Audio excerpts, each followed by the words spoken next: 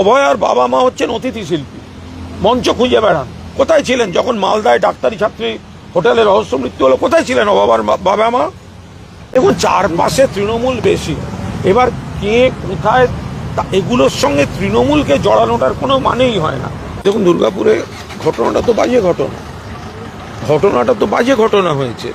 একজন ডাক্তারি ছাত্রী ধর্ষণের শিকার হয়েছেন, তো ফলে একটা বাজে ঘটনা হয়েছে। এবং এই ধরনের ঘটনা সারা দেশে ঘটছে, শুধু বাংলায় ঘটছে তা নয়। প্রথম কথা, রাজ্য পুলিশ দ্রুত ব্যবস্থা নিচ্ছে, পরপর অ্যারেস্ট শুরু হয়েছে। আর এই ওড়িশার মহিলা কমিশন ইত্যাদি এরা তো বেছে বেছে যায়। ওড়িশায় কি হচ্ছে? ওড়িশায় তো পরপর ধর্ষণের ঘটনা, নারী নির্যাতনের ঘটনা ঘটছে। পুরীর সমুদ্র সৈকতে পর্যটকদের ধর্ষণ করা হয়েছে, তখন ওড়িশার বিজেপির প্রশাসন, এইসব কমিশন কমিটি এগুলো থাকে কোথায়?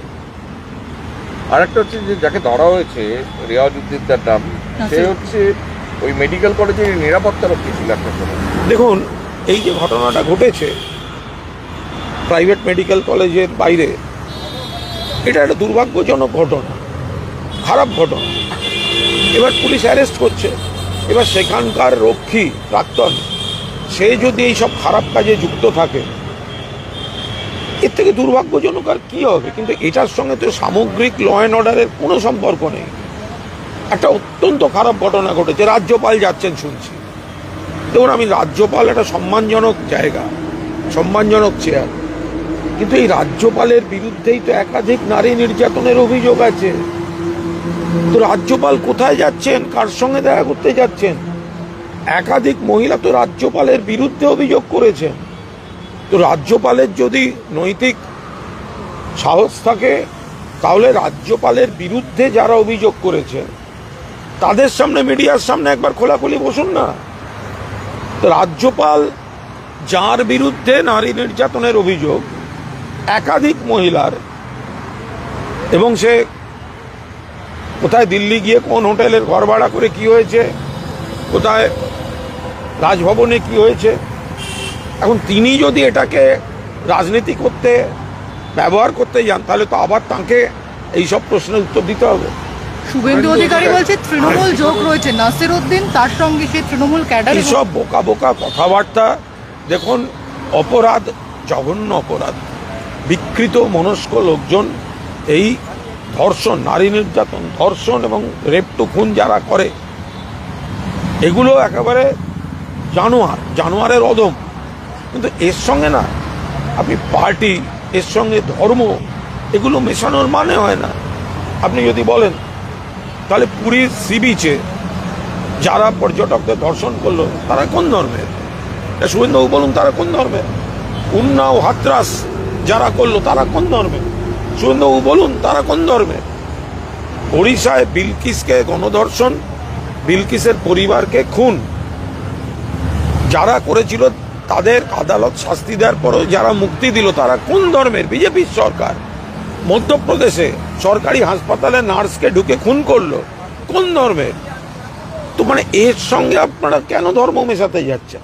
শুভেন্দু অধিকারী আজকে যাচ্ছেন এবং গিয়ে বলছেন মমতা বন্দ্যোপাধ্যায় এখানে আসেননি কেন, দুর্গাপুরে আসেননি, আমাকে আসতে হলো। উনি মমতা বন্দ্যোপাধ্যায়কে কখন কোথায় যেতে হবে ওনার কাছ থেকে শিখতে হবে না। উনি আবার এগুলো বোঝেন, কখন তৃণমূলে থাকতে হবে, কোন কোন জিনিস সামনে এলে বিজেপিতে যেতে হবে, এই টাইমিংগুলো উনি বোঝেন। মমতা বন্দ্যোপাধ্যায়ের কাজ পুলিশ দিয়ে সঙ্গে সঙ্গে কড়া হাতে দোষীদের ধরানো, সেইটা চলছে। তার জন্য মমতা বন্দ্যোপাধ্যায় ওখানে যেতে হয়নি। আর মমতা বন্দ্যোপাধ্যায় এখন আছেন কোথায়? তিনি তো দুর্গত মানুষের পাশে উত্তরবঙ্গে আছেন। এই কথাগুলো কোনো দায়িত্বশীল নেতার কথা? আরেকটা কথা বলেছেন যে উড়িষ্যার মেয়েকে এইভাবেই গণধর্ষিতা হতে হলো, সেক্ষেত্রে বাংলার লজ্জা আমরা সুরক্ষা দিতে পারিনি। উনিও দুঃখ প্রকাশ করেছেন। দেখুন, তাহলে ওড়িশার পর্যটক যখন ধর্ষিতা হয়েছিল, তখন তাহলে বিজেপি ইয়ে করুক। পুরীতে যখন পর্যটক গণধর্ষিতা হয়েছে, তাহলে তার জন্য বিজেপি যারা করে তারা সবাই আগে দুঃখ প্রকাশ করুক।